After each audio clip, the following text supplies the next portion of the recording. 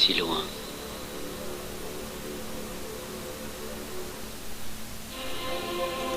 Si proche.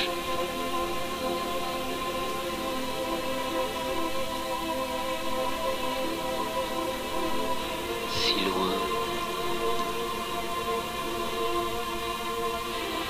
Si proche.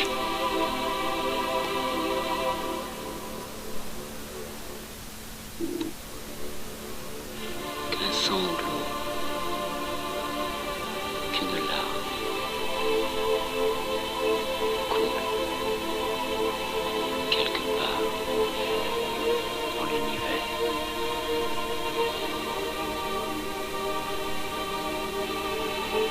Si loin, si loin. Et cette nostalgie de loin que je suis. Si loin, si proche. Je marche dans la ville.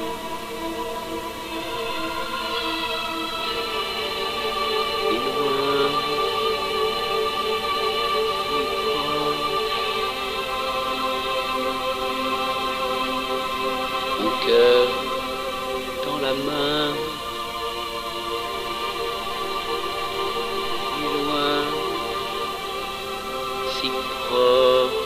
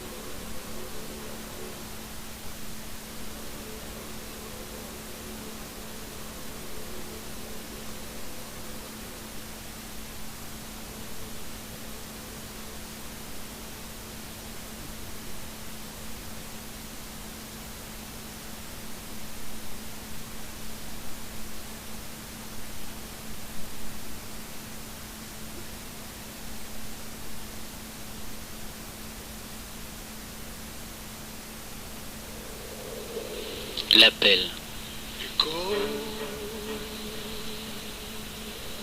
Du plus loin, du plus proche. L'appel comme une rose des sables que je découvre, plus réelle que toutes les pensées, que toutes les poubelles. La rose des sables en appel du soleil central, plus profond, plus réel, plus immédiatement là que toutes les poubelles de la ville. Le cri, comme une allégorie sans chemin, sans destin, comme un radar qui s'oriente à la verticale, comme une onde, comme une résonance avec le plus profond du cosmos qu'il est là, dans le plexus solaire. Cet appel, toujours simple, toujours direct et immédiat, qui sonde la vie sans chemin. J'appelle, j'appelle dans les rues de la ville, j'appelle dans le métro, j'appelle dans mon travail, j'appelle à chaque instant de la rencontre, j'appelle quelque chose qui n'a pas de mots et qui transpire et transperce le regard de toute chose. Cet appel vient de tout derrière les fagots de l'ego. Cet appel est un écho de l'immense, de résonance.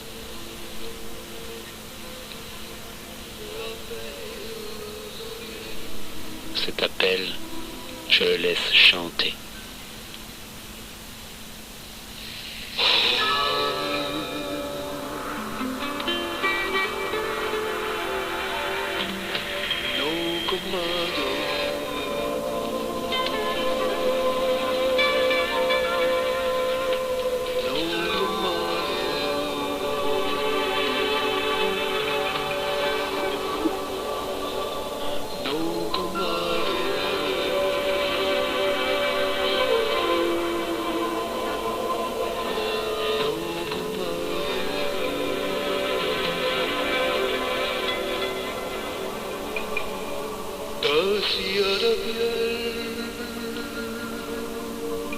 Je veux dire les dernières paroles du voyant,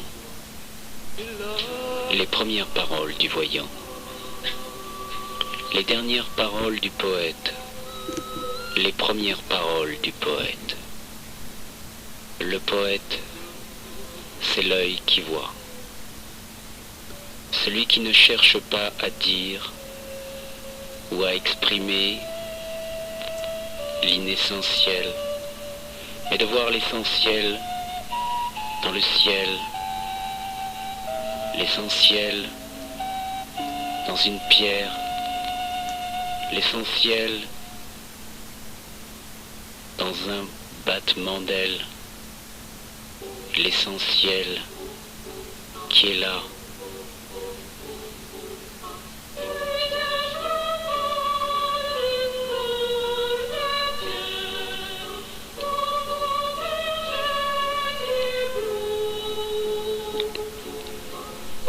Donner à entendre le plus authentique de soi.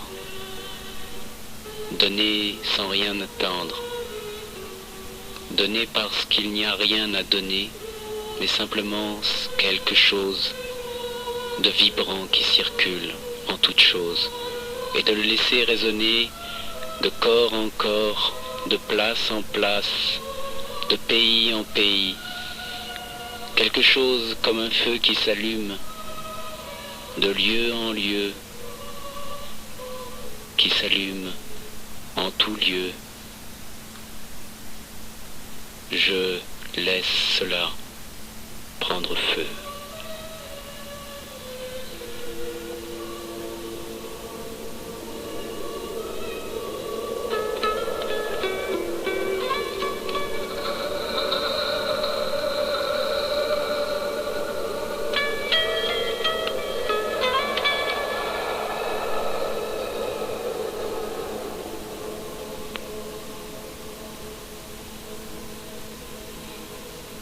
Je vois que l'homme est toute merveille. Je vois que l'homme est toute beauté. Je vois que l'homme est tout soleil et que je ne peux le garder à moi seul.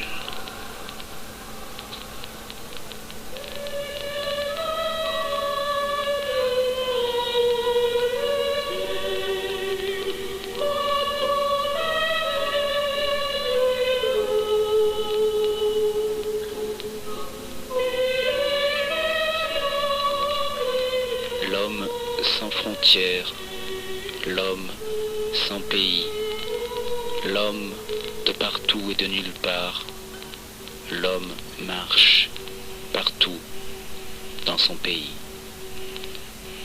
Il n'a pas d'identité, il n'a pas de revendication, il ne veut pas tout ce que l'on veut et veut tout ce que l'on ne veut pas. Cet homme-là, il est en tout lieu, dans tous les pays. Cet homme a tous les visages et se regarde à travers tous les âges. Cet homme n'a pas de culture et il a toutes les cultures Cet homme n'a pas de tradition et il est la transmission.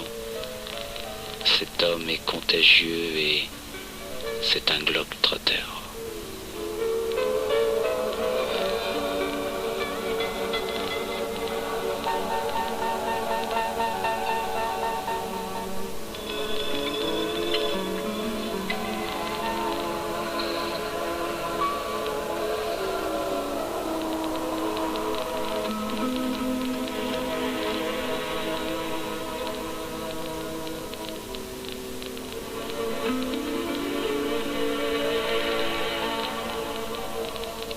Que tous ceux qui entendent,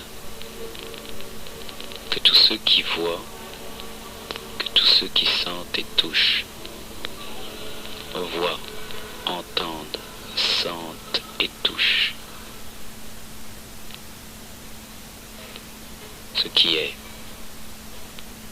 ce qui est la fraîcheur d'une journée qui commence, la fraîcheur de l'immense dans la tasse de café, la fraîcheur de l'immense et de l'innocence dans les chaussures que l'on lasse, la fraîcheur et l'amour de l'immense de l'innocence dans le stylo que l'on prend dans la main pour faire un chèque, la fraîcheur et la beauté de la merveille de la vie, du vivant, du soleil qui est là, dans l'éternel présent, d'une rose qui vient à naître, l'éternel, dans la simple évidence de prendre la poignée de la porte, de regarder l'aimer et de ne voir que la vie sous toutes ses formes, vous dire bonne journée. Descendre les escaliers, de prendre le métro, et que le métro ne soit que le lieu de tout repos, où le simple contact avec chaque humain soit une main qui se tende et non qui se ferme, qui soit là un rappel que tout est beau, malgré ce que l'apparence voudrait faire croire, malgré ce que la pensée voudrait laisser transparaître. Que cette journée, pour tous ceux qui se lèvent, soit la journée de l'éveil.